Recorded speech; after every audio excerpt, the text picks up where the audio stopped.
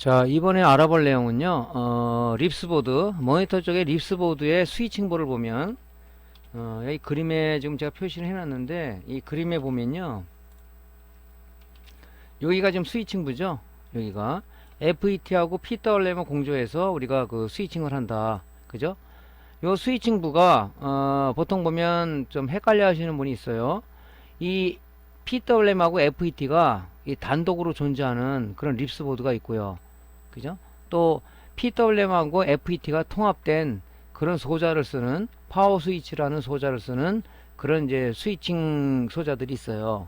근데 이제 어떤 분은 간혹 립스보드를 보고 내 립스보드에는 왜 PWM이 없냐 이렇게 질문하시는 분이 간혹 있습니다. 그것은 뭐냐면 요즘 이제 전자회로 또 내진 전자 소자가 통합되는 즉 집적화되는 그런 추세로 가기 때문에 주로 이런 현상을 많이 볼 수가 있는 거죠.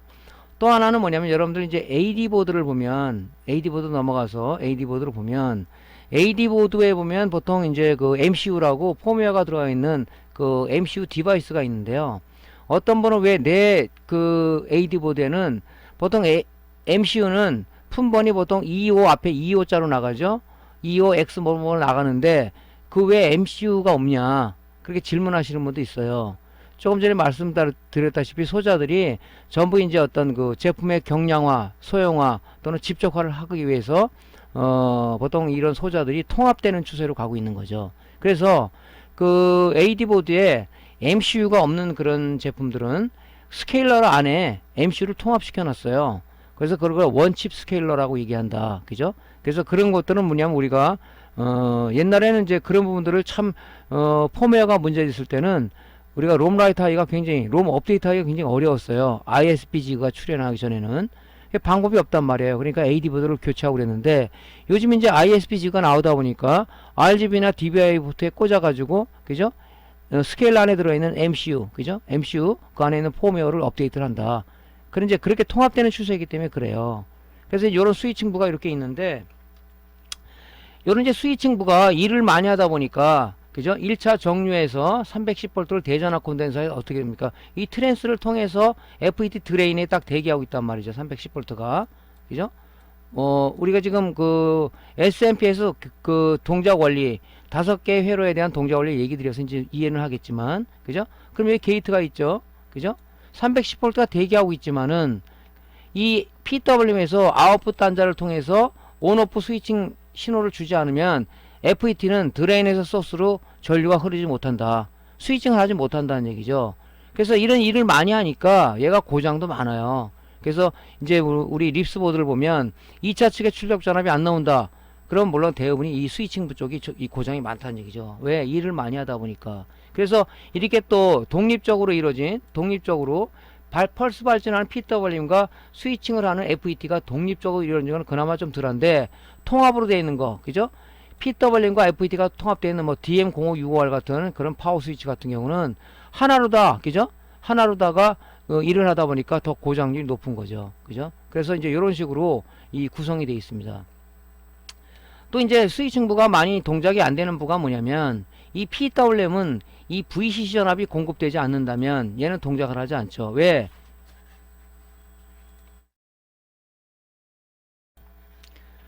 이 PWM이 VCC 전압이라고 에너지원을 공급해야 얘가 발진을 하는데 이 VCC 전압이 얘는 멀쩡하더라도 PWM이 문제가 없더라도 이 지금 그 PWM이 동작하기 위해서 이 VCC 전압 그죠? 얘가 동작할 수 있는 전압을 공급해 줘야 되는데 얘가 이게 문제가 돼서 요 회로가 문제가 돼서 동작이 안 되는 경우도 있습니다. 그죠? 여러분들 많이 그 지금 보시고 있을 텐데 요런 요 회로 요거죠.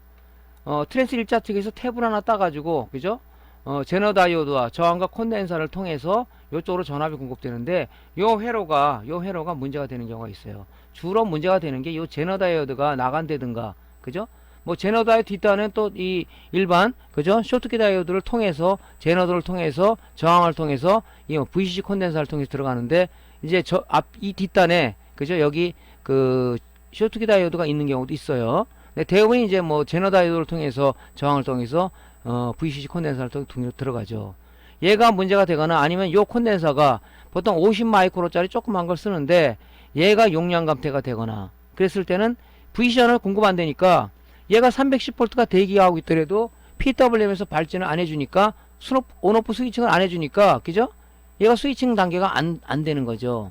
이런 불량이 많단 말이죠. 그래서 우리가 2차 측에 전압이 안 나온다 그러면 뭡니까? 먼저 딱 재보는 게 물론 이 VC 전압을 재봅니다. PWM VC 전압이 제대로 지금 들어가고 있는가? 그러면 이 소자에 따라서 지금 이 회로 쪽에 쓰는 PWM 소자는 LD757라는 그 PWM 소자를 쓰고 있습니다. 데이터 시트를 찾아보면요. 지금 여기 핀맵이 쭉 있죠. 6번 단자가 VCC인데, 그죠? VCC인데, 여기 들어가는 서플라이 볼테이지 VCC는 뭐냐면, 미니멈 12V에서 맥시멈 25V가 들어가야 얘가 PWM이 펄스 발진을 시작한다 하는 이거를 설계한 사람들이 그렇게 만들어 놓은 거죠. 그죠? 그래서 우리가 이제 2차 측에 전압이 안 나온다 그러면, 일단은 역추적하고 들어가면서, 일단은 이 스위칭보다, 그죠? 스위칭보다 하면은 뭡니까, 우리가. 그죠? 일단은 VC 쪽, PWM에 VCC가 제대로 들어가 있는가, 여기를 한번 찍어 봐야 되겠죠? 이 VCC 단자를. 그랬을 때, 미니멈 11V와 25V 사이에 이 전압이 제공되고 있는가. 아니면, 그죠? 이 전압이 오실로스코프나 아니면은 테스트하기를 봤을 때 이 전압이 자꾸 널뛰고 있지 않는가, 이렇게. 그죠? 여기서, 뭐, 예를 들어서 만약에 이게 12V라고 가정한다면, 그죠? 이게 8V로 내려갔다가 10V로 올라갔다가 뭐 7V로 내려갔다가 이렇게 오실로스코프로 봐도 맞죠. 이렇게 널뛴다 그러면 전압폭이 이렇게 널뛴다 그러면 뭡니까? 이쪽 회로가 문제가 있는 거지, 이쪽에. 그죠? 이쪽에. 그래서 우리가 콘덴서라든가 아니면 제너 다이오드라든가 이런 부분도 우리가 살펴봐야 된다. 그죠? 그래서 데이터 시트를 보고 얘 VC 전압이 얼마큼 들어가야 되는지 그런 부분도 알아야 된다. 물론 핀맵도 알아야 되겠죠. 그래서 내부 레귤레이션, 그죠? 펄스 발진 내부 펄스 발진 회로를 통해서 이 아웃풋 단자로다가 바로 게이트하고 연결돼서 여기다가 온오프 신호를 주는 거죠. 이렇게 온타임과 오프타임을 주는 거죠. 이렇게. 요 지금 불량들이 많아요. 그래서 여러분들이 2차 측에 출력 전압이 안 나온다 그러면 뭘 재야 되겠습니까? 지금처럼 일단은 PWM VCC가 지금 제대로 공급되고 있는지를 측정을 해보고 어디다를 재면 되냐면요. 이 PWM VCC가 바로 연결된 이 조그만 50마이크로짜리 콘덴서가 있어요. 여기 데이터 시트에 보면은 VCC 캐패시터, 즉 PWM VCC 공급해주는 컨덴서는 미니멈 10마이크로에서 맥시멈 47마이크로를 쓴다. 근데 50마이크로 정도 많이 쓰죠. 물론 그것보다 작은 걸 쓰기도 하지만 그 플러스 단자를 한번 DC 전압이 얼마나 측정해 보면 되겠죠. 아까처럼 널뛴다 그러면 분명히 어떤 회로가 문제가 있을 거예요. 안 나온다? 그럼 뭡니까? 제너 다이어가 쇼트가 됐다든가 아니면 단선이 됐다든가 그런 문제가 있겠죠. 또 용량 감퇴가 됐다든가 이런 식으로 봐야 돼요. 그래서 이렇게 된 것들은 우리가 소자를 좀 보면요. 이렇게 돼 있죠. 자, 지금 단독으로 돼 있잖아요. 요걸 지금 실제 모양을 보면 이렇게 조그매요. 이게 LD757라는 요게 이렇게 8발짜리 있죠. SY 8핀짜리 8발짜리가 여기 있단 말이에요. 이게. 그죠? 되게 조그맣죠. 얘가 여기서 이제 VC 전압을 공급해주면 얘가 펄스 발진을 하는 거란 말이죠. 온오프 신호를 어디에 주냐? FET 게이트에 줘가지고 FET 게이트에 전압을 공급해 줬으니까 온타임을 줬으니까 그죠? 소스에서 드레인으로 흐른다. 오프타임을 주니까 뭡니까? 드레인에서 소스로 전압을 안 흐른다. 껐다 켰다는 스위칭 단계를 해서 바로 DCO, HCR 만들어줘서 트랜스 1차 측에 넘겨주는 그 단계가 뭐냐면 우리가 스위칭 단계다. 그래서 우리가 SMPS라고 스위칭 모드라고 하는 게 바로 그런 거죠. 그죠? 요렇게 생겼고요. 이제 요거하고 독립적으로 이제 우리가 그 FET가 있어야 되잖아요. 그죠? 그러니까 요 지금 그 PWM의 펄스 발진을 해서 누구한테 주냐면 이 FET. 그죠? 이 FET한테 주는 거예요. 얘는 뭡니까? 얘는 스위칭 소자죠. 그죠? 여기는 드레인에 가운데가 GDS죠. GDS. 이 가운데 단자에 이게 드레인이죠. 여기 310V가 대기하고 있단 말이죠. GDS니까, 그죠? 여기 게이트에, 여기다 뭐하고 연결되어 있겠어요, 여기다. 이 게이트 단자는 바로 아까처럼 PWM 있죠? PWM 게이트하고 연결이 되어 있는 거예요, 이렇게. 이렇게 연결되어 있는 겁니다, 두 개가. 단독으로 이렇게 이루어져 있는 거죠. 그죠? 이렇게. 이게 분량이 많단 말이에요, 이런 것들이. 그죠? 여러분들. 그러니까 이런 것들을 이제 여러분들이 이제 부품들을 좀 확보하고 있다가, 그죠? 문제가 되면 이제 교체를 해줘야 되는 거고, 그죠? 그래서 이제 여러분들이 이 SMPS 쪽에는 여러분들이 이제 개통도를 저 동작 회로 원리라든가 아니면 회로 해석하는 방법 알려드렸으니까 그런 걸 토대로 해서 이 어떤 데이터 시트를 초보자들은 많이 좀 보세요. 보면은 어떤 역할인지 그런 부분을 알게 돼 있죠. 특히 여기 이제 보면 LD7575라는 이 소자 특성은 뭐냐면 맨 처음에 220V 기동을 하게 되면 여기서 그죠? 데콘에서 310V가 우리가 그 충전이 된다 그랬죠. 거기에 저항을 하나 달든가 저항을 두 개 달아서 직렬로 달아서 일단 스타트 VCC를 요 HV 단자로 공급을 해요. 그래서 완전하게 이제 여기가 가동이 되면 여기 탭 하나 1차적에 따졌다 그랬죠. 이 제너 다이오드 저항과 콘덴서를 통해서 이쪽이 기동되면 여기서 얘는 죽어버리고 얘는 VCC 전압이 여기서 공급되는 거예요. 스타트는 여기서 공급되고 그죠? 스타트는 여기서 공급되고 또 뭡니까? 얘가 기동이 제대로 되면 바로 여기서 이제 정상적인 VCC 전압 공급된다. 그죠? 이렇게 이제 구성이 돼 있어요. 그래서 이제 또 이 SMPS 쪽은 보호 회로가 많이 되어 있다고 그랬죠. 왜냐하면 2차 측의 출력 전압 변동을 감지해서 요 부분이 피드백 회로죠, 요 부분이. 그래서 항상 2차 측이 어떤 문제가 생기면은 펄스 발진을 얘가 줄일 거고, 그죠? 전압이 조금 나오면 펄스 폭을 늘릴 거고, 많이 나오면 펄스 폭을 줄일 거고, 그런 부분을 얘가 이 TL431을 우리가 션트 레귤레이터라고 그러죠. 션트 레귤레이터 포토커플러가 우리가 피드백 중심 소자인데 얘를 통해서 전류의 변화는 어디 주냐? 바로 PWM의 이 컴프라는 단자로 되어 있는 게 또 있고요. 피드백으로 되어 있는 게 있어요. 이를 주게 되면 이 PWM 판단해서 여기 들어온 신호를 가지고 야 펄스폭을 줄여라 늘려라 아니면 펄스를 발진을 중단해라 해가지고 2차 측에 안정화를 기하고 있더라 하는 그런 부분이죠. 또 스위칭 단계에 있어서 스위칭 노이즈하고 이런 서지 전환이 발생되기 때문에 여기 클램프 회로 또는 스너버 회로라는데 걔를 이렇게 구성해서 여기에 문제가 없게끔 데미지를 입지 않게끔 이렇게 클램프 회로를 보호 회로로 두고 있는 것이 바로 SMPS에서 기본적인 어떤 회로입니다. 이게 자 이렇게 이제 스위칭 FET와 펄스 발진하는 PWM이 단독으로 구성해진 회로는 이렇게 구성이 되어 있다 하는 것을 참조로 좀 아시면 좋을 것 같고요.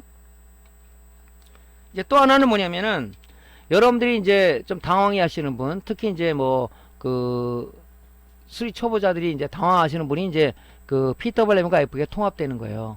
조금 전에 말씀드린 이제 클램프 회로는 여기 지금 1차 스위칭부 그죠? 2차 정류 회로 부분에 우리가 맥류 성분을 갖다가 우리가 이쪽으로 넘긴다고 그랬죠.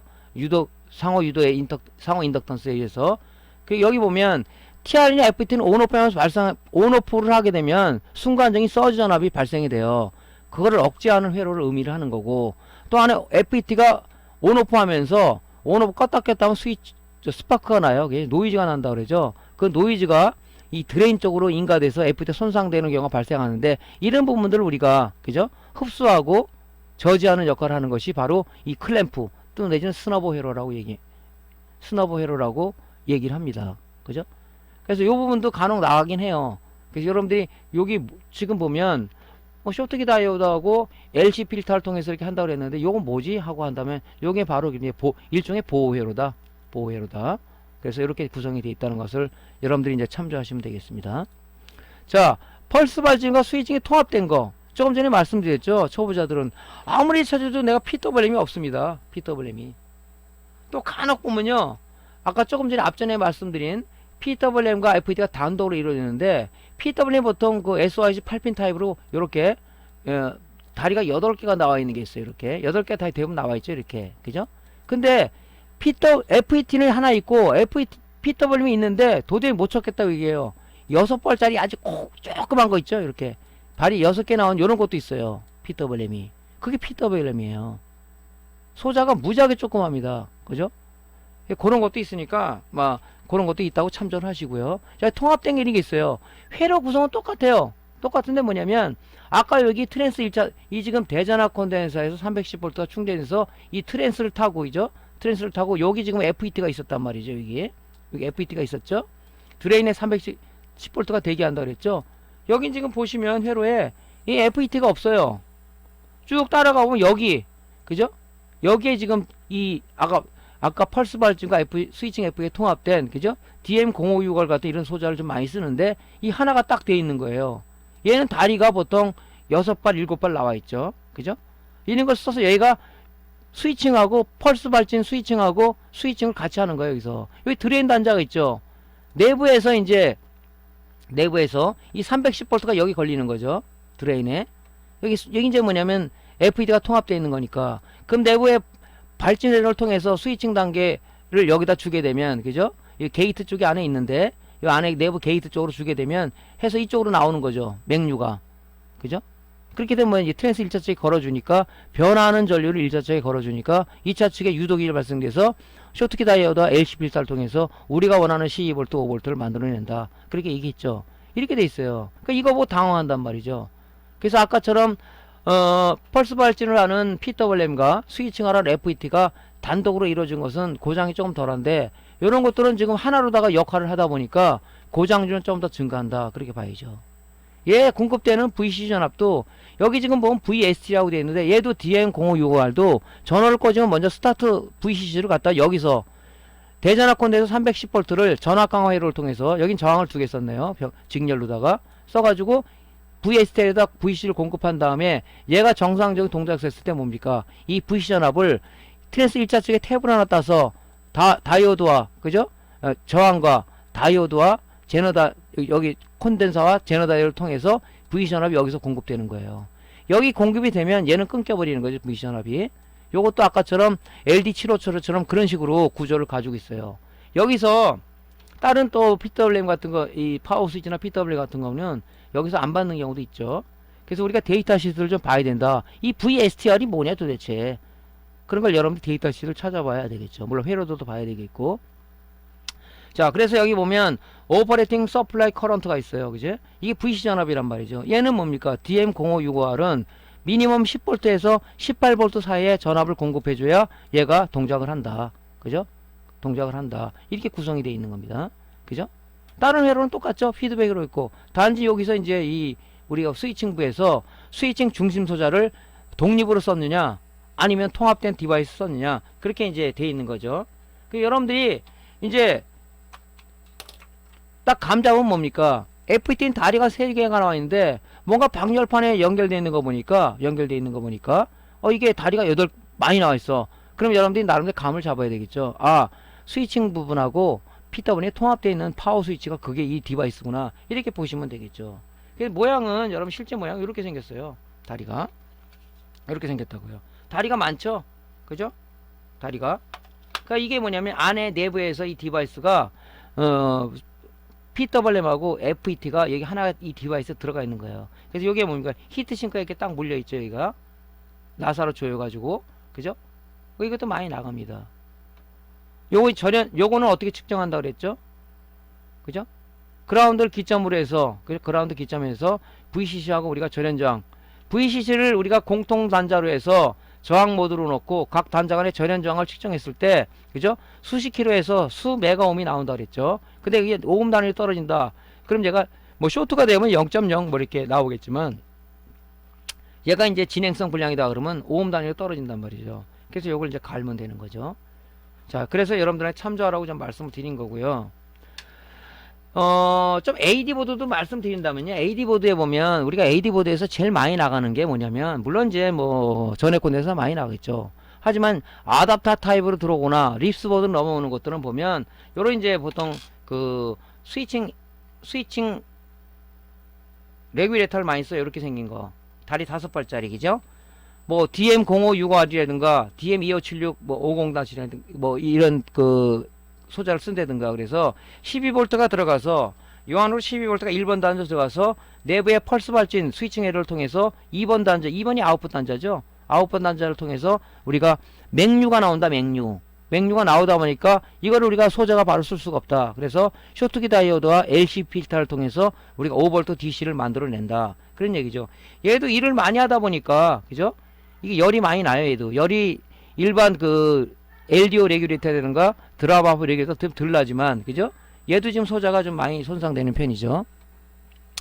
그래서 이제 이런 스위칭 레귤레이터 쓰는 것은 뭐냐면 우리가 일반적인 780이라는 그런 소자를 쓰게 되면 요것도 마찬가지죠. 지금 보시면 여기 이제 소자가 780인데 780이라는 소자인데 얘는 12V가 들어와서 5V를 내는 거예요.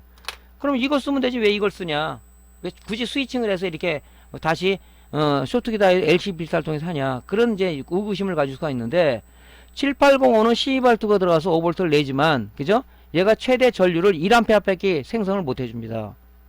그죠? 1A 가지고는 뭡니까? 모니터가 동작하기에는 굉장히 어렵죠. 최소한 3A 이상이 돼야 되는데, 그래서 이런 스위칭 레귤레이터를 통해서, 그죠? 12V를 내부 펄스 발진 스위칭회를 통해서 얘를 최대한 3A에서 5A까지 구성해 줄 수 있는 게 바로 이 스위칭 레귤레이터다. 그러면서 얘보다는 열이 좀 덜해요. 그죠? 열이 얘보다는 덜하다고. 근데 이 7805 같은 경우는 이게 드랍아웃 레귤레이터는 두 가지 종류가 있다고 그랬죠. 드랍아웃 레귤레이터하고 로우 드랍아웃 레귤레이터, 즉 LDO 레귤레이터라고 얘기하는데, 드랍아웃 레귤레이터는 소수점 단위 출력을 못한다. 즉 12V가 들어가서 5V 출력을 한다. 그죠? 소수점 단위 출력을 못해요. 근데 LDO 레귤레이터 같은 경우는 만약에 LM117 3.3이다. 이렇게 세 발짜리 이런 게 있죠. 요거는 뭐냐면 5V가 들어가서 3.3V 소수점 단위 출력을 하는 거죠. 소수점 단위 출력을. 근데 요런 두 가지 소자는 뭐냐면, 얘가 물론 암페어도 1A 밖에 못 내지만은 중요한 게 뭐냐면, 얘가 지금 입력과 출력차만큼, 그죠? 전력 공식은 어떻게 됩니까? P는 VI죠. 그죠? 그러면 얘가 지금 그 1A 밖에 못 내기 때문에, 만약에 이게 7805다, 7805다 하면은 뭡니까? 12V가 들어가서, 그죠? 5V를 구성해야 되는 거죠. 입력만에서 출력만큼의 그 볼테이지만큼의 그것을 우리가 뭐냐면, 열로 다 방출해야 하는 거예요. 열로 다 방출. 그죠? 그래서 열이 많이 나기 때문에 얘가 뭡니까? 이 열화가 많이 돼요. 이게 이런 부품들은. 그래서 고급 제품들은 여기다 방열판을 씌워가지고 하는 것들이 있는데, 대부분이 이제 원가 절감을 해서 히트싱크 방열판이 덮어씌워 있지 않죠. 그래서 이런 것들이 열이 많이 나기 때문에, 그죠? 암페어도 우리가 1A 생성을 못하기 때문에 메인 전원부에서 스위칭 레귤레이터를 써서 하는 거죠. 얘도 분량이 많아요. 얘도 분량이 의외로 많습니다. 그래서 TV라든가 아니면은 그 AD 보드,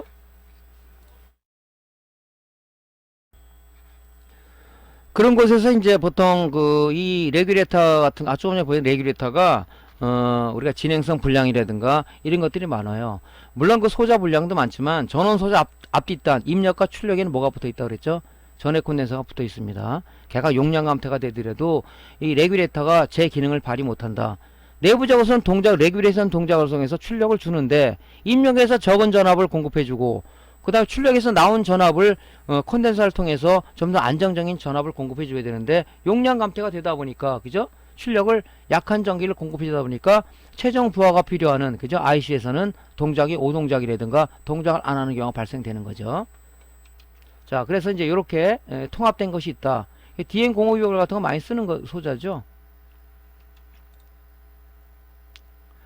자, 이제 우리가 SMPS에서 그전에도 말씀드린 것 있지만은, 만약에 2차 측에 출력 전압이 안 나온다. 그죠? 그럼 뭡니까? 역추적 해갖고 쇼트키 다이오드가 어떤 진행성 불량 쇼트가 아닌가를 판정을 하고, 그 다음에 뭡니까? 1차 단을 뒤지는데 VCG가 지금 여기서 제대로 들어가고 있다. 그죠? 여기서 제대로 들어가고 있다. 그럼 뭡니까? 전압이 출렁거리지 않는다. 그럼 우리가 뭘 재봐야 되겠어요? 전압을 재는 게 이때부터 뭐냐면, 이 스위칭부하고, 그죠? PW에서 펄스 발진을 제대로, 온오프션을 제대로 주는가를 우리가 이 오실로스코프로 있잖아요. 오실로스코프로 파형 측정을 해봐야 돼요. 그죠? 이때 필요한 게 뭐냐면 바로 오실로스코프입니다.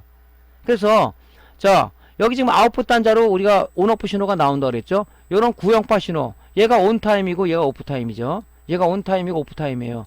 이런 스위칭 신호를 줘놔서 여기 드레인에 대기하고 있는 310V를 갖다 스위칭을 해서 DC 레이시오에서 트랜스 일자축으로 넘겨줘야 되는데, 이 지금 파형이 측정해보니까 이런 파형이 아니라, 자, 구형파 이렇게 나왔다가 요런 파형이 나왔다가 뭐 이렇게 왜곡됐다가 뭐 이런 파형이 나온다면, 이거는 제대로 얘가 스위칭을 발진을 못하고 있는 거다. 그럼 뭡니까? 여기다가 이런 신호를 줬을 때는 대대로 동작을 하지만, 이런 신호를 줬을 때는, 그죠? 게이트에다가 이런 신호를 줬을 때는 어떤 동작이 되겠습니까? 출력도 이상한 파형이래 나와있죠. 이상한 파형을 나온 거를, 그죠? 여기서 쇼트키 다이오드와 아니면 LCP 활동에서 여기 출력을 냈을 때는 이상 야릇하게 널뛴다든가 아니면 뭐 이상한 뭐 전압이 나오겠죠. 그래, 그런 문제가 우리가 여기서 측정하는 것이 바로 이 측정 포인트예요.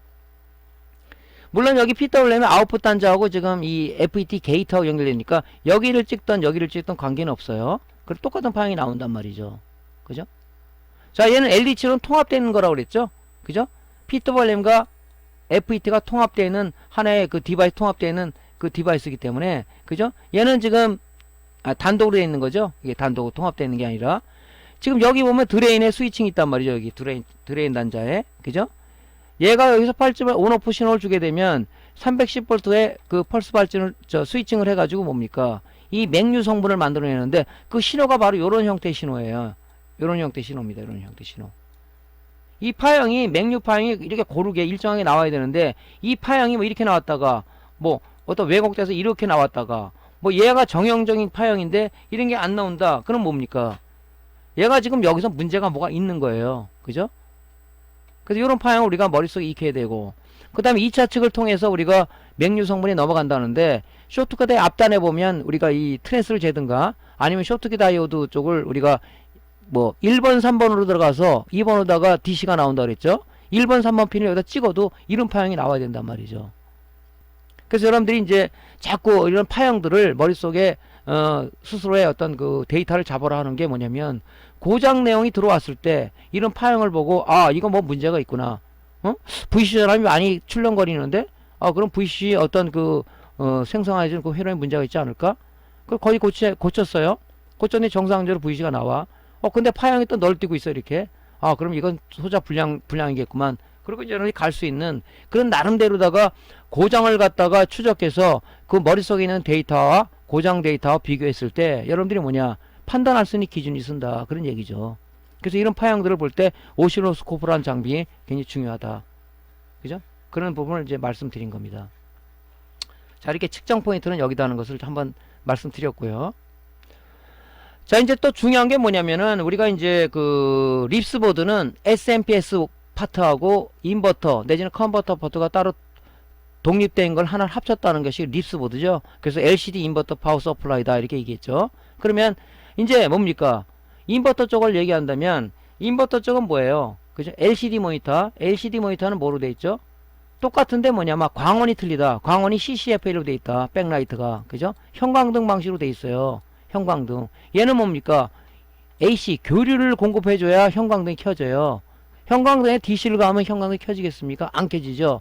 그래서 우리 그 립스보드 SMPS 파트에 12V를 여기 받는 거죠. 12V를. 12V는 뭡니까? DC잖아요. DC를 받아서 이걸 승합을 해서 DC를 공급해 안 켜지니까 이때 인버터라는 게 나오는 거예요. 인버터는 뭡니까? DC를 AC로 변환한다. 변환하는 과정에서 뭡니까? DC를 AC화를 만들어주는 과정에서 트랜스 써서 일종의 승합을 해서 얘게 15000V를 가해줘서 우리가 그 CCFA를 켜지는 방식이죠. 이쪽에. 그래서 이제 어떻게 되냐면 12V가 들어가서, 그죠? 12V가 들어가서 PWM과 FET와 공조해 스위칭을 해서 DC를 AC화 만들어서 어디냐? 트랜스 여기가 1차 측이죠. 여기도 1차 측이죠. 여기가 2차 측이에요. 1차 측에 변화하는 AC를 줬을 때 트랜스의 상호 인덕턴스에서 2차 측에 유도기직을 발생돼서 감은 건선비에 따라서 많이 감겨 있으니까 여기는 그죠? 얘가 이제 그 AC 승합한 그 교류가 밸런스 캐퍼시터를 통해서 어디 가냐? CCF를 들어가서 CCF를 점등을 시켜주는 거죠. 그죠? 이런 구조로 되어 있습니다. 근데 중요한 게 뭐냐면은 이 인버터 쪽에서 어느 부분이 많이 고장나냐면 보통 이제 트랜스는 2차 측에 문제가 많이 생겨요. 그 다음에 이제 스위칭부에서 PWM보다는 FET가 양쪽에 두 개가 있죠. 듀얼이죠, 듀얼. 그죠? 요게 지금 안에 두 개가 들어있는데 여기 담당하는 스위칭, 요쪽이 담당하는 스위칭. 그죠? 그래서 듀얼로 다 돼 있어요. 얘가 두 개 중에서 한쪽이 주로 많이 나가요. 동시에 두 개가 나가는 경우는 그렇게 많지는 않습니다. 그죠? 이렇게 두 개가 나갑니다. 그래서 이렇게 이제 불량 요인이 있고 뭐 이런 어차피 우리가 12V가 들어가면 막바로 DC 12V가 SMPS 쪽에 들어오면 막바로 들어가는 게 아니라 항상 콘덴서를 거친다 그랬죠. 얘를 통해서 이제 12V가 들어가는 거죠. 얘 튜닝 콘덴서도 불량이 많죠. 그래서 이제 여러분들이 이제 초보분들은 뜯어오면 이게 블록 앞에 그죠? 콘덴서 부풀었으면 용량 감퇴다. 갈면 또 인버터가 동작 잘 되는 것도 있죠. 그죠?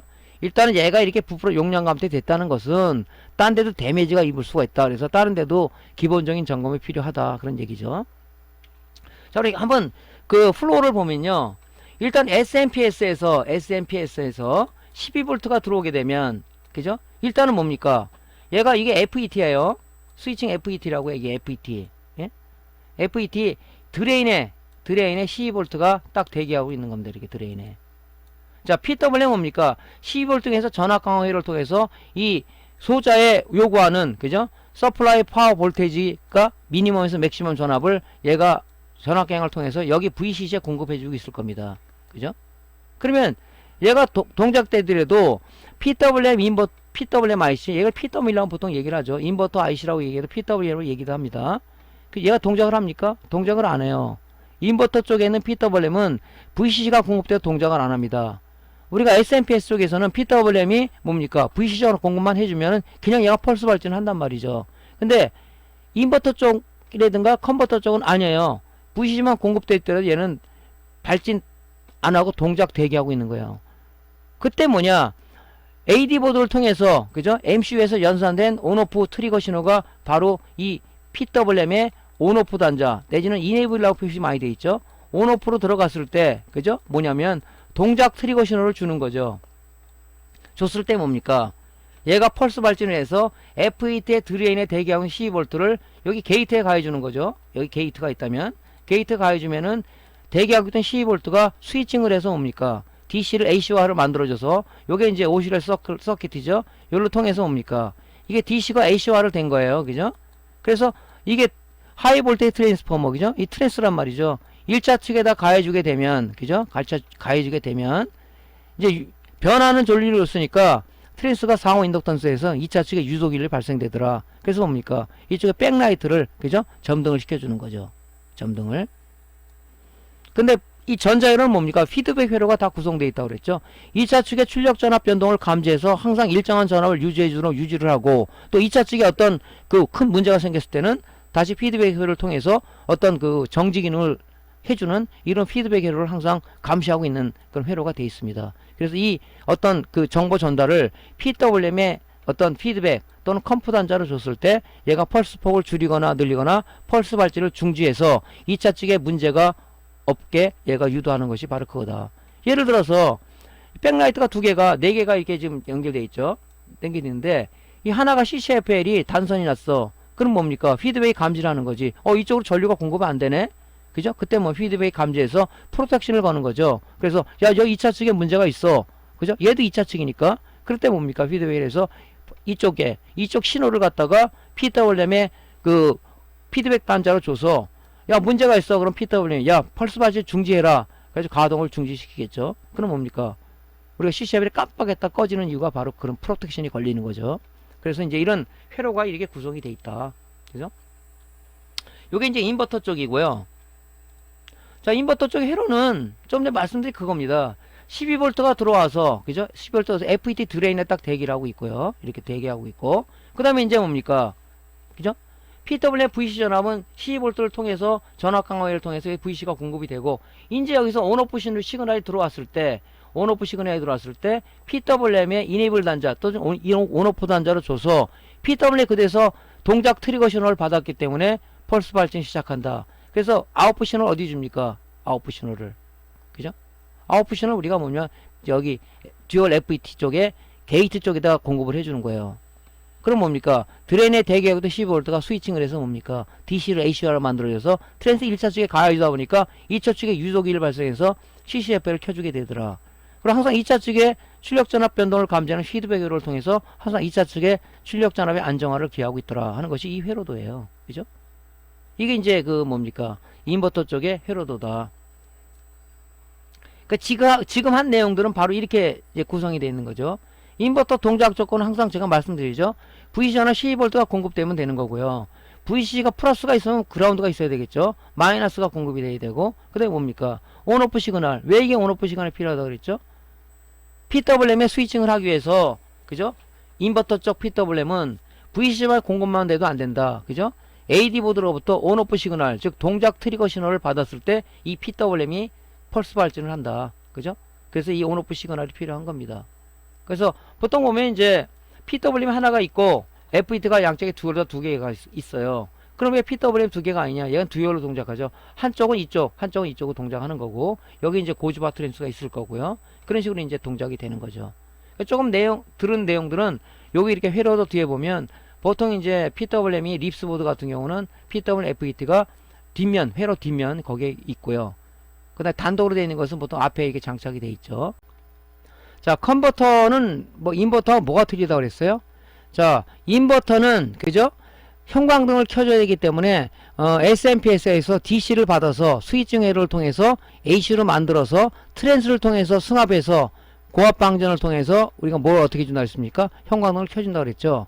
하지만 LED는 뭡니까? LED는 우리가 플러스 마이너스 극성 있는 소자입니다. 그죠? 그렇기 때문에 우리가 DC를 받아서 DC를 공급해 주는 거예요. 그래서 컨버터는 뭐라 그랬어요? DC를 받아서 DC를 만들어주는 장치를 우리가 컨버터라고 그런다. 그렇게 얘기했죠. 근데 이 LED의 개수에 따라서 전류량이 틀리기 때문에 이 스위칭 에러를 통해서 그죠? DC를 받아서 AC로 승합을 하는 거죠. 그죠? PWM과 FET 공조해서 AC로 승합을 한 다음에 그 AC를 우리가 쓸 수가 없다 보니까 LED에서 이 뭡니까? 쇼트키 다이오드하고 코일과 LC 필터를 통해서 그 승합된 AC를 DC로 만들어서 LED에 공급해주고 있는 방식입니다. 이게. 그러니까 뭐냐면 트랜스 하나만 없는 거지 다른 기능은 똑같아요. 단지 뭐냐면 이제 LED 쪽에 많은 전류를 공급해 주답니까? 뭐 콘덴서도 내압이 100V짜리 쓴다든가 또 이 FET도 그냥 우리가 VDS 값을 우리가 100V짜리 쓴다든가 그런 게 좀 틀린 거지 나머지 그냥 똑같아요. 트랜스가 없어진 거죠. 교류로 만들어줄 이유가 얘가 없잖아요. 그러니까 12V를 똑같이 받아서 그죠? 뭐 SMPS 립스 보드 쪽에서 12V를 받던 아답터 AD 보드를 통해서 아답터를 통해서 12V를 받던 일단은 여기 FETA이죠? 이것도 마찬가지죠. FETA 그지? 드레인에 딱 대기하고 있을 거란 말이죠. 여기 드레인에 12V가 그죠? 12V 딱 대기하고 있는 겁니다. 그러면 소스에서 드레인을 흐르든가 드레인 소스에 흐르려면 어쨌든 간에 이 게이트에다가 있죠. 어떤 신호를 줘야 되는데 신호가 지금 안 들어오고 있지 않습니까? 그러니까 뭡니까? 이 신호를 그죠? 온오프 신호를 받으려면 이 PWM 뭐 드라이버 IC 내지는 뭐 PWM 뭐 인버터 IC 여기서는 드라이버겠죠? 그런 IC를 통해서 온오프 신호를 받아야 되는데 일단은 12V와 전압 강화기를 통해서 VCC는 여기 공급되고 있을 거란 말이죠. 얘 PWM도 그죠?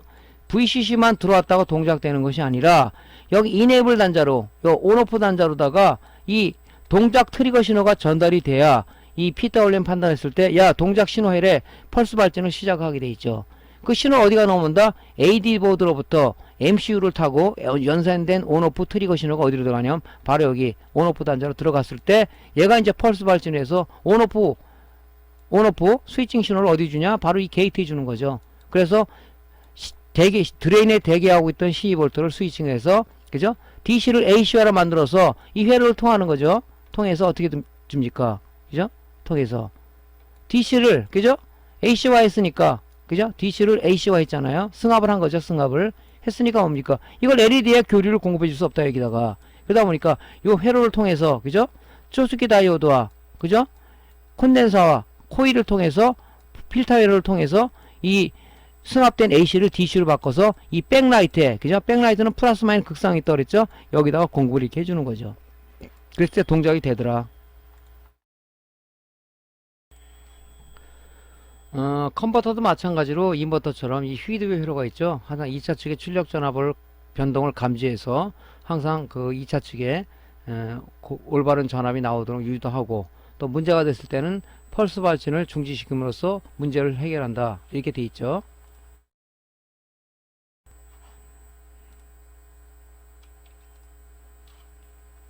자, 그래 컨버터 회로도 뭐 인버터 저 틀릴 게 없습니다. 사실은 똑같이 마찬가지로 12V가 입력되고요. 그다음 온오프가 입력이 되고 그런 식으로 해서 트랜스만 단지 없다 뿐이지 똑같다는 얘기죠. 자, 12V를 받아서 일단 PWM의 FET의 드레인이 대기하고 있고 전압 강화기를 통해서 VCC에 전압이 공급되고 있고 이제 동작은 안 되고 있죠. 여기서 이네이블 신호가 들어왔을 때 PWM 이네이블 신호로 들어가서 여기서 PWM과 FET가 서로 공조해서 스위칭을 해서 여기서도 마찬가지로 DC를 AC화로 만들어주는 거죠. 그죠? DC를 AC화에서 만들어주는데 여기 12V는 뭡니까? 이 PWM 따라서 펄스 반출폭을 조정해서 높은 AC 전압으로 승합을 하는 거죠. 왜냐면 여기 LED 개수가에 따라서 이 회로가 구성되겠지만 많다면 전류량이 많을 거고 적으면 전류량이 적을 거고 그런 걸 감안한 이 회로가 구성이 됐겠죠. 그 AC를 승합을 해서 AC를 여기다가 LED에다 공급을 못 하다 보니까 뭡니까? 다시 이 쇼트키 다이오드하고 LC 필터를 통해서 이 AC를 다시 여기서 2차 정리해서 DC로 만들어 주더라는 얘기입니다. 그죠? 그래서 여기다가 LED 공급해 주는 거죠. 뭐 50V 공급하는 것도 있고 30V 공급하는 것도 있고 뭐 80V 공급하는 것도 있겠죠. 왜 그러냐면 LED 개수가 따라서 LED 개수가 많으면 전류량이 증가할 거고 LED가 적으면 전류량이 감소할 거고 하는 겁니다. 그 회로를 이제 이거 제작한 사람들이 거기에 맞는 PWM을 썼겠죠. 그죠? 그런 식으로 이제 이 회로가 뭐 인버터나 컨버터나 뭐 다를 게 없이 트랜스만 없다 뿐이지 뭐 결론적으로 회로를 보면 같다는 얘기예요. 자, 인버터도 마찬가지로 파형 측정 포인트를 우리가 좀 알아야 된다. 주로 뭐냐면은 이제 테스트하기 갖고 있는 사람은 테스트하기 전압만 재는데 전압만 갖고는 안 돼요.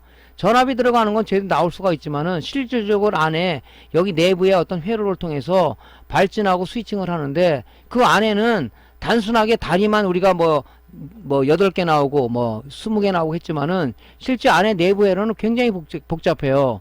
뭐 제너 다이오도 들어가 있고 뭐 다이오도 들어가 있고 뭐 OPMP도 들어가 있고 여러 가지 그 전자 소자가 결합돼서 이런 작용을 하는 거거든요. 그 오래되면 얘는 용량 감퇴가 된단 말이죠. 그러면 결론적으로 뭐냐면 얘가 어떤 제 기능을 발휘하고 있는가 보려 그러면은 오실로스코프로 파형을 봐야 된단 말이죠. 파형을. 그죠? 파형이 왜곡됐다. 그러면 당연히 이게 얘는 동작을 제대로 못하고 있는 거기 때문에 스위칭 상태에서 문제가 생긴다. 이런 파형을 봐야 되거든요. 자, 그럼 뭡니까? PWM은 뭡니까? 펄스발, 온오프 신호를 만드는 거라고 했죠? 그럼 이 아웃풋 단자에다 오실로프 쟀을 때 정확하게 이렇게 온오프 타임이 제대로 이 구형파가 형성이 되는가? 이게 한거 왜곡돼 있다. 아, 문제구나. 하고 우리가 PWM 교체한다든가 여기 작업을 하겠죠. 자, 이런 온오프 신호를 주게 되면 이 온오프 신호는 어디로 공급되는 겁니까? 그죠?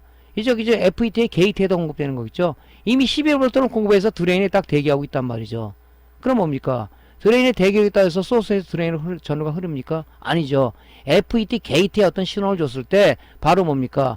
소스에서 드레인을 흐르든가 드레인 소스가 전류가 흐른다. 그래서 스위칭에서 나온 게 뭐냐면 스위칭 하니까 DC가 AC가 되겠죠. 그러니까 여기는 뭐냐면 이런 맥류 성분의 이 데이터들이 잡힌다. 근데 이 신호가 왜곡돼 있다. 일정하지가 않고 중간에 어떤 신호가 파형이 왜곡된다. 그러면 얘가 불량이겠죠. 그 다음에 뭡니까? 이 한 상황이 이제 뭐냐면 트랜스로 넘어간단 말이죠. 트랜스 1차 측을 제대로 동일한 전원 이게 나오겠죠. 왜냐면 얘를 통해서 트랜스 1차 측이 연결된 거니까. 그래서 이런 신호들이 제대로 나오는지를 우리가 오실로스코프 찍어봐야 되기 때문에 여러분들이 이제 오실로스코프 필요하다고 얘기한 게 그건데 뭐 가격 자체가 싼 게 아니기 때문에 여러분들이 이제 뭐 중고 장비를 구하던 어떻게 해서 이제 수리를 하려 그러면은 이 오실로스코프라는 게 반드시 필요해요. 파형을 봐야지 얘가 진짜 안에 진행성 불량을 해서 정상적으로 펄스 발진을 제대로 못하는 건지, 그죠? 그런 걸 잘 우리가 봐야 된단 말이죠. 그래서 자꾸 이런 것을 여러분들이 찍어봐야 여러분들 머릿속에 정상적인 데이터베이스, 통계 자료의 데이터베이스가 구축된다. 그래야지 어떤 고장 수리가 들어왔을 때, 여기 파형이 이게 아닌데? 하고 여러분들이 나름대로 감 잡을 수가 있겠죠.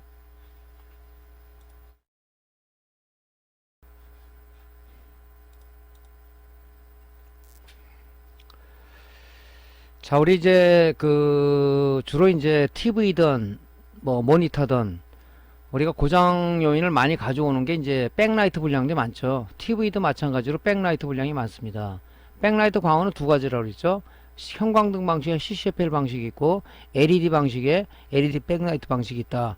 먼저 CCFL 방식의 백라이트를 예를 들자면 이 형광등으로 되어 있는 이런 CCFL은요. 보통 최대 수명이 25,000시간입니다. 그 시간이 지나가면 어떤 현상이 생기냐면 요게 지금 요 구퉁이가 검어지는, 그죠? 이 검정색으로 이 진행성 불량이 나타나는데 이걸 우리가 다크 엔드 현상이라고 그런다. 이게 많이 발생이 되면요. 원래는 이게 회백색으로 이게 하얗게 불이 점등이 돼야 되는데 그 정육점에 가면은 그 형광등 붉은색으로처럼 이렇게 붉게 빛납니다. 그죠?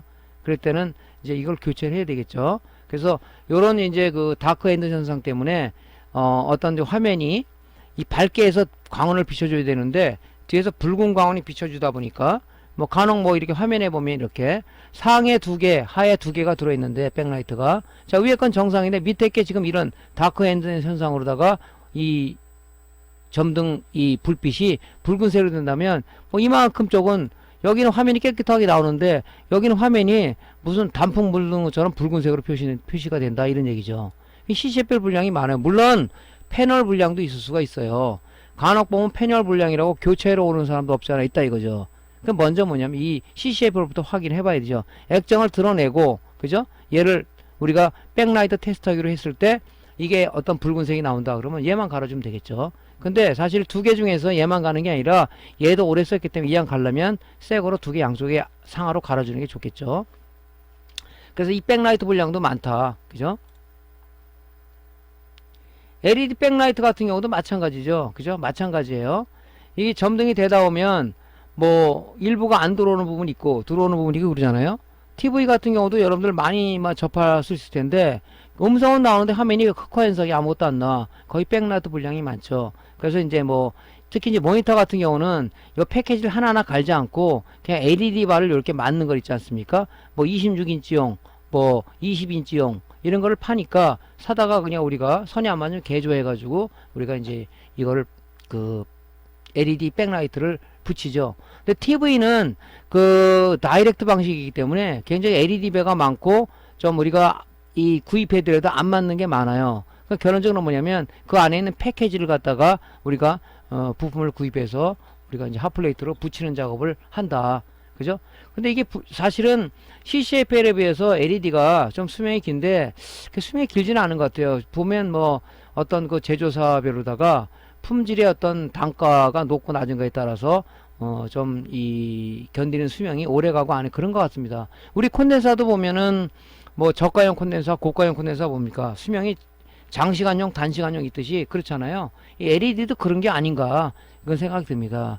제조회사에서 원가를 낮추기 위해서 고급형의 LED 패키지를 쓰는 게 아니라 약간 저가형 LED 패키지를 썼을 때는 수명이 아무래도 좀 단축이 되겠죠. 하지만 뭐 옛날에 CCF에 비해서 어떤 그 백라이트 수명이 많이 늘은 건 사실이죠. 자, 그래서 이제 이런 구조를 가지고 있습니다.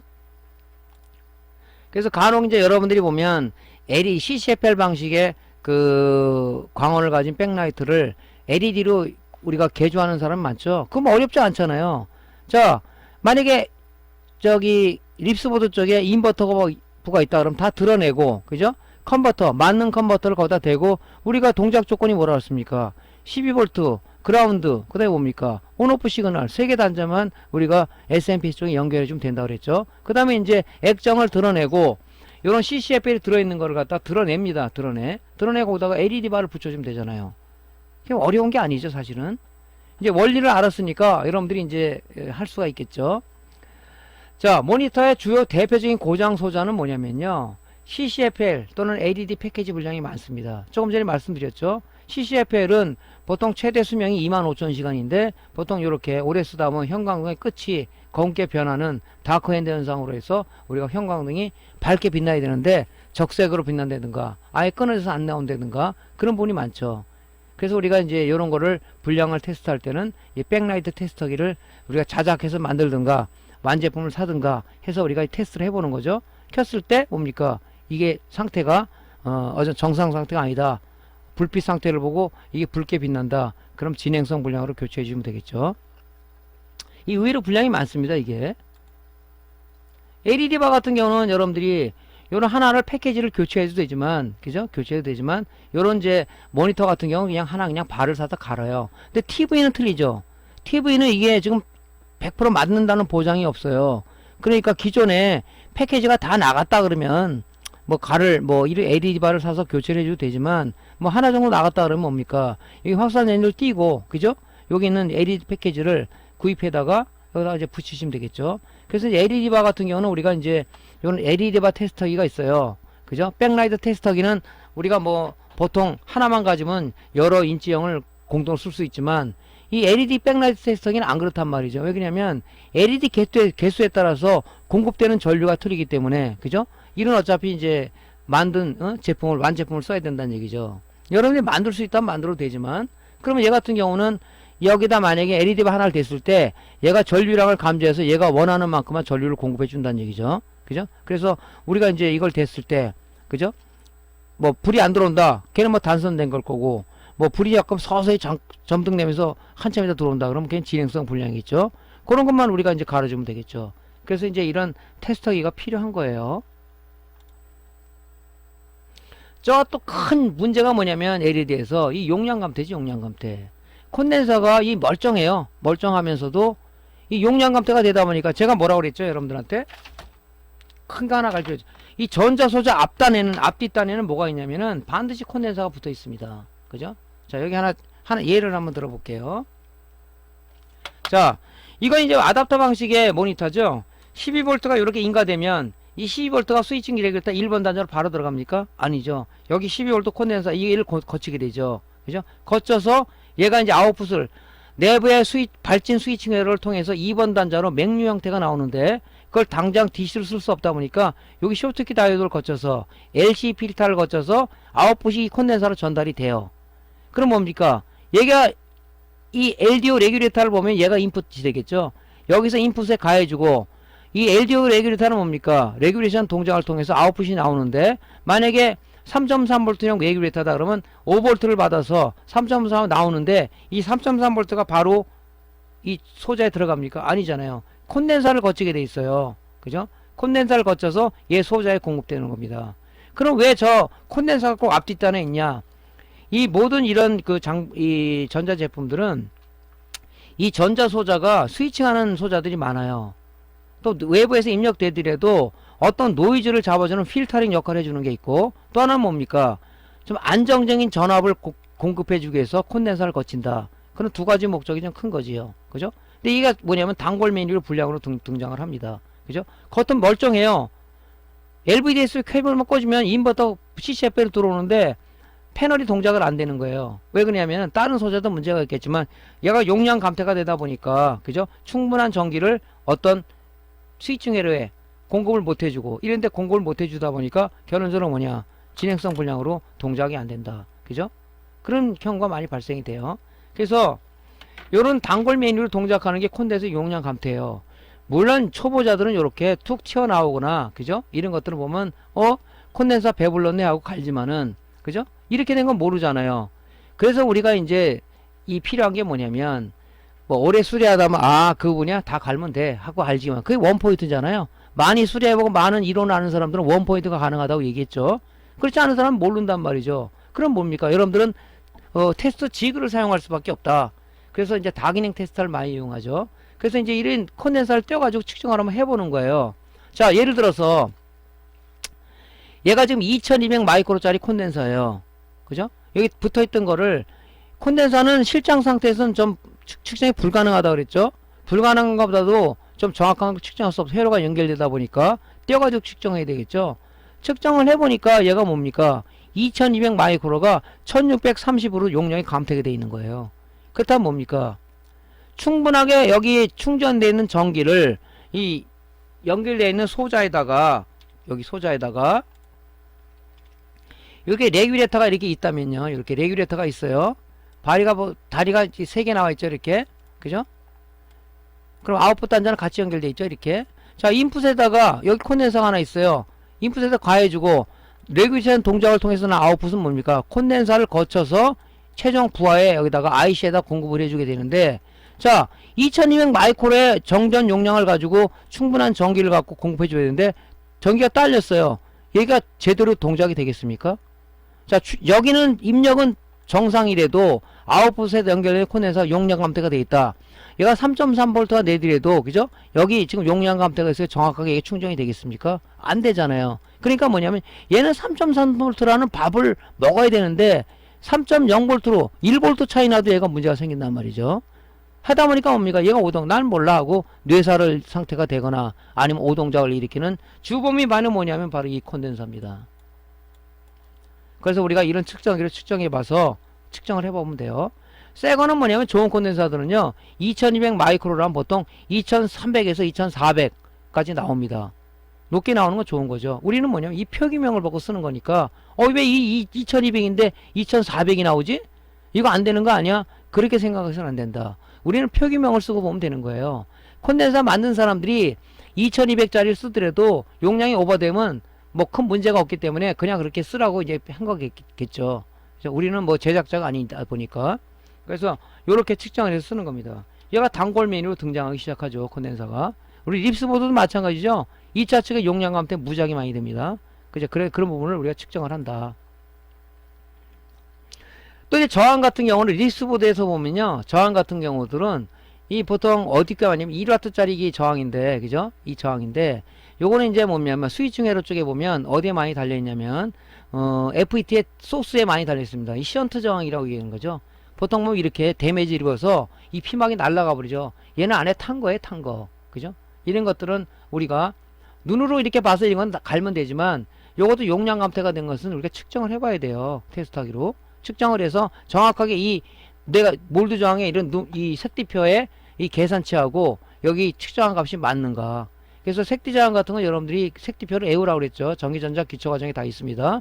검, 갈발주나 초파보인, 금, 음무 해가지고 이게 4색띠인데 넷째 띠는 우리가 공차니까 그냥 생각하지 말라 그랬어요. 첫째 자리에서 둘째 자리 곱수예요. 금, 은, 무니까 그냥 10의 마이너스 2승이겠죠. 여기에다가 10의 마이너스 1을 곱해주는 거죠. 그죠? 그러면 답이 나오겠죠? 그죠? 검, 갈, 빨, 주니까 얘가 뭐니까 갈, 빨, 주니까 이 3이란 말이에요. 33 곱하기 10의 마이너스 2승이면 0.335옴이 되겠죠, 이게.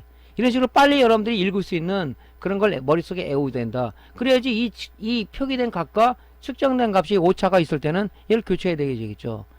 그러니까 이 션트 장이 문제가 되더라도 이 스위칭 동작이 문제가 있어요. 그죠? 이게 이 션트 장이 달아주는 게 소스에서 전류량을 갖다가 얘가 감시하는 거죠, 이놈이. 그죠? 자, 이렇게 이제 요런 저항도 단골 메뉴로 등장을 하고요. 다이오드, 이 브리지 다이오드 많이 분량이 있죠, 이게. 그죠? 1차 측에 1차 정류를 하기 위해서, 자, 다리가 4개가 있는데, 그죠? 2번, 3번으로 H가 들어가서 1번, 4번으로 310V가 나오죠. 이분이 어디 들어갑니까? 대전압 콘도에 연결돼서 대전압 콘도에 충전이 되죠. 근데 측정을 할 때 이 다이오드가 4개가 있는 거예요, 브리지 다이오드는. 측정할 때 이 각진 부분이 마이너스 공통으로 해서, 자, 1번, 2번 재고, 1번, 3번 재고, 3번, 2번, 4번 재고, 3번, 4번 재는 거예요. 근데 1번, 4번은 어떻게 회로가 연결됐냐면 요렇게 해갖고 다이오드가 직렬로 이렇게 연결되는 방식입니다. 얘는 하나가 나가더라도 양품이 나와요. 얘가 하나가 나가도 양품이니까 1번, 4번의 측정은 의미가 없다. 이렇게 보는 거죠. 그래서 쟀을 때, 자, 1번에 마이너스 봉을 대고 다이오드 모드 놓고 2번에 플러스 봉을 댔을 때 0.0이 나면 쇼트겠죠. 다이오드는 뭡니까? 다이오드는 실리콘 재질은, 그죠? 턴온 전압이 0.6V 이상이라고 그랬죠. 보통 지금 0.5V 이렇게 나옵니다, 이게. 그러니까 전압 강화가 없다는 얘기는 뭡니까? 얘가 도손이다. 다이오드 실리콘 재질을 무시를 해버리고 그냥 도손으로 작동됐다. 0.0V가 나온다는 것은 뭡니까? 쇼트라는 의미죠. 이렇게 나올 땐 교체를 해줘야 된다는 얘기죠. 이 4개 중에서 다이오드 중에 하나만 쇼트가 나더라도 얘는 뭡니까? 제 기능을 발휘 못하죠. 그러니까 이런 식으로 양부 판별해서 0.00이면 갈아야 된다. 그죠? 만약에 이것이 뭐 0.5 미만으로 떨어진다. 그러면 일단은 진행성 불량으로 교체해 주는 게 좋겠죠.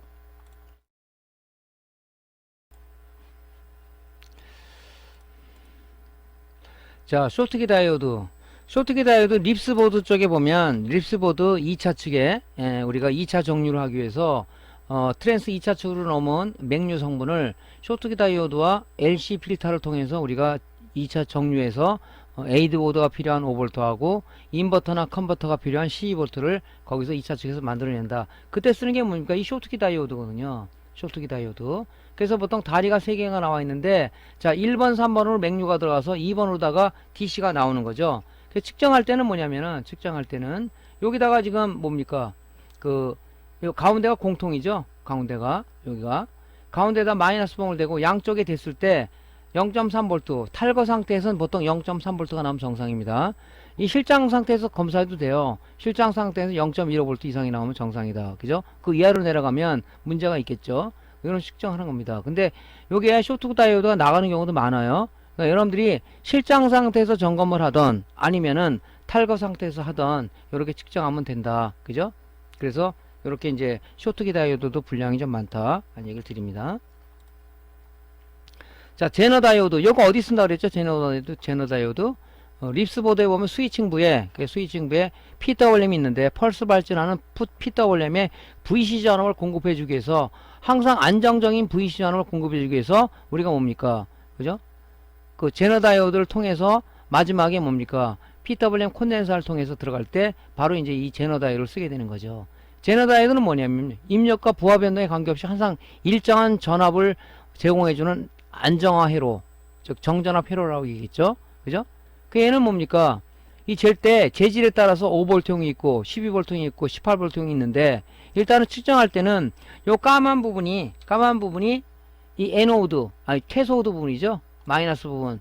이 없는 부분이 뭡니까? 에노드 부분이에요. 그죠? 그래서 에노드 부분에서 이 캐소드 전류가 흐르는데 이 제너 다이오드는 뭡니까? 역방향 특성을 한 거기 때문에 이용한 거기 때문에 회로에 역방향으로 가해줘야 된다. 즉 예를 들어서 뭐냐면 라인이 플러스 라인이 있고 마이너스 라인이 있어요. 그럼 제너 다이오드를 여러분들이 만약에 이런 식으로 가해줬다. 그죠?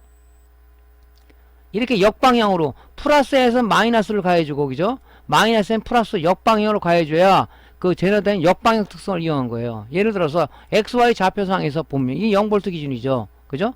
얘가 5V형 제너를 한다면 역방향으로 전압을 가해줬더니 그죠? 여기 지금 이게 5V형 제너로 합시다.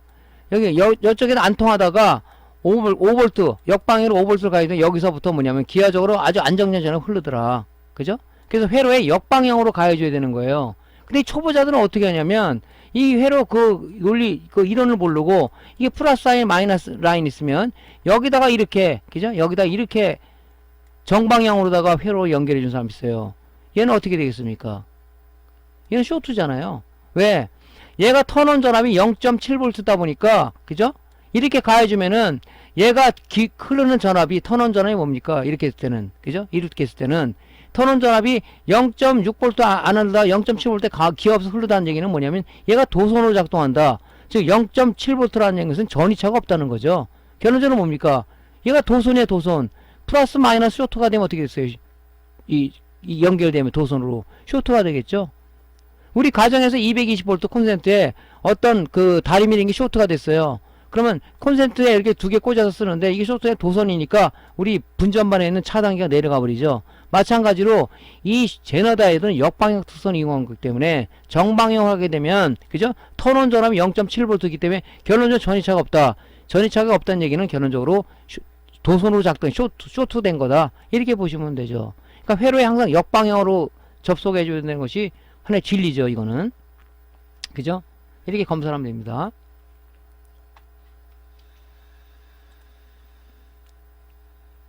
자, PWM도 우리가 스위칭 회로 쪽 분량이 많다고 그랬죠. 스위칭 회로. 물론 뭐 이 쇼트기다 PWM의 그 모델에 따라서 핀맵이 다 틀립니다. 그죠? 이걸 잴 때는 우리가 실장 상태에서 재도 관계는 없어요. 저항 모드로 우리가 절연 저항을 측정하는 건데 테스트기 저항 모드를 놓고 우리가 그라운드를 공통 단자로 해서 VC 단자하고 VC 단자를 재보면 되는 거죠. 거의 쇼트가 많으니까. 이걸 측정을 했을 때 보통 수백 킬로에서 수십 메가옴이 나오면 정상이라는 얘기죠. 요걸 한번 재봤더니 0.419 메가옴이 정상이죠. 뭐 15옴, 뭐 25옴 이렇게 나오면 얘는 뭡니까? 완전 쇼트나 진행성 불량이겠죠. 그죠? 그렇게 해서 우리가 판정을 한다. 그죠? 수백 킬로에서 수십 메가옴이 난다. 그래서 보통 이제 우리가 재는 게 그라운드와 VC 간의 절연 저항을 측정을 해봅니다. 그죠? 절연 저항이 높다는 것은 이게 회로가 구성될 때 그라운드하고 VC 간의 절연 저항이 낮다는 것은 뭡니까? 거의 쇼트 단계잖아요. 절연 저항이 높아야 되죠. 그래서 이렇게 해서 이제 우리가 실장 상태에서 PWM의 그 절연 저항 측정해서 양부 판별을 한다. 그죠? 뛰지 말고 실장 상태에서 해도 된다 하는 얘기입니다. FET 이 단골 메뉴죠. 쇼트 많이 됩니다. 그죠? 그래서 우리가 어떻게 재냐? 그죠? 어떻게 재냐? 이 심볼을 잘 봐야 돼요. 여러분들 심볼만 이해해도 괜찮아요. 자, 이게 N채널 FET라면 소스 방향이 안으로 들어가는 걸 N채널, 바깥으로 나오는 걸 P채널이라고 그러죠? 근데 우리는 이제 N채널을 많이 쓴다고 그랬죠? 왜냐면 얘 캐리어는 전자고 P채널은 캐리어가 전공이에요.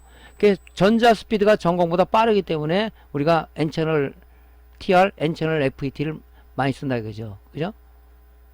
그러니까 TR에서는 NPN형 TR이겠죠. FET는 N채널이고. 자, 이게 화살표 방향이 안쪽으로 들어가잖아요. 그죠? 그러니까 여기다가 게이트에 어떤 신호를 주게 되면 소스에서 드레인으로 이게 흐른단 말이죠. 평상시에는 도선 역할을 안 하다가 어떤 신호를 주니까 얘가 도선으로 돼서 급격히 전류가 흐르더라. 이런 원리예요. 그러니까 측정할 때는 어떻게 되겠습니까? 소스에다가 다이오드 모드를 놓고 소스에다가 플러스 리드봉을 대고 드레인이나 마이너스 리드봉을 쟀을 때 0.5 정도 이상이 나오면 정상이에요.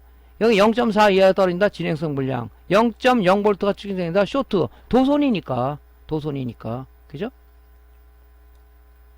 우리 이 FET도 뭡니까? N형 반도체하고 P형 반도체하고 결합해서 만들다 그랬죠? 그죠? 이런 어떤 나름대로 반도체 반도체 성분이 있다 보니까 전압 강화가 일어나는 거예요. 전압 강화가 일어나는 건 도손이란 말이에요. 도손. 그게 쇼트죠, 쇼트. 이렇게 측정하면 돼요. 이 가운데는 절연이죠. 절연. 그죠? 이 전개로다가 우리가 제어를 하는 게 FET니까. 이런 식으로 한번 재봅니다. 요거는 이제 자세한 사항은 전기전자 기초과정에 자세하게 설명되어 있어요. 그러니까 오늘은 제가 모르시는 분을 위해서 좀 액기성을 모아서 여러분들한테 좀 얘기를 해주려고 지금 진행을 하는 거죠. 자, 이제 우리가 데이터 시트 패널 번호법이 있어요. 이 부분은 다음 시간에 연장해서 강의를 진행하도록 하겠습니다. 자, 강의가 도움되셨으면 구독, 좋아요 눌러주시고요. 다음 시간에 다시 강좌를 이어가도록 하겠습니다. 감사합니다.